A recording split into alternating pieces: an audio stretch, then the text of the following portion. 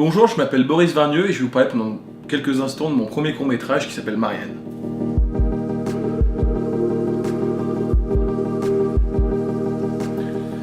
Alors j'ai un parcours un peu atypique parce que j'ai fait aucune école de cinéma ou de technique du cinéma, comme l'Arfis ou ce genre d'école-là. Moi j'ai fait un CAP cuisine, un BEP électronique et un bac gestion et comptabilité, donc qui n'a rien à voir.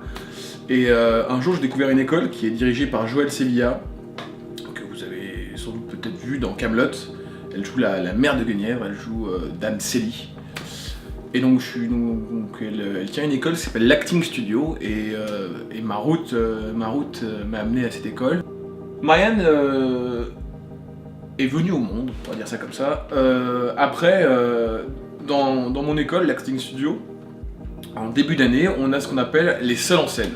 Donc le seul en scène, c'est un exercice qui est plutôt, je trouve, intéressant, à savoir qu'on écrit un texte, et on doit, triste ou pas, ou drôle, et on doit l'interpréter devant tout le monde. Et ça permet un peu de sentir un peu les uns les autres, de se renifler un peu le cul, et de voir avec qui on est au sein de cette école. Ce personnage de Marianne.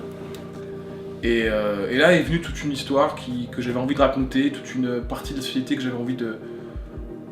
J'ai pas du tout la prétention de dire que je vais la montrer au grand jour, parce que c'est faux.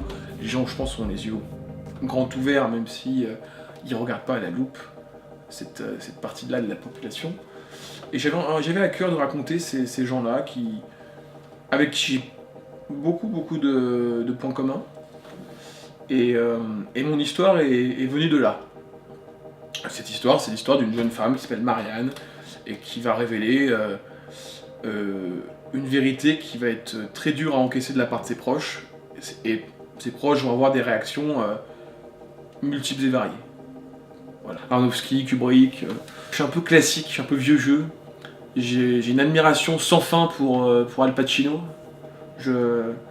Moi, ce gars, je le vois, enfin, j'ai tout vu de lui, je crois, enfin, non, je peux avoir la prétention de dire ça, mais j'ai vu, je pense, 80% de sa filmographie. Vouloir raconter quelque chose qui colle à une réalité, il faut aussi avoir aussi l'envie et la passion de la recherche et de la justesse. Donc j'ai beaucoup cherché, ça m'a pris beaucoup de temps. Ça m'a pris beaucoup de temps pour qu'une de ces personnes veuille me rencontrer. Et on s'est rencontrés et c'était vraiment une rencontre vraiment extraordinaire, et c'était assez troublant. Voilà, j'en dirai pas plus. Donc voilà, un vrai travail de recherche, mais un travail passionnant, et j'espère que c'est un travail qui portera ses fruits. Si mon projet vous parle, si cette idée vous plaît, si ma démarche vous plaît, cette démarche elle est de montrer des gens de la société qui sont pas forcément connus, qui sont pas forcément au grand jour, de vous les montrer.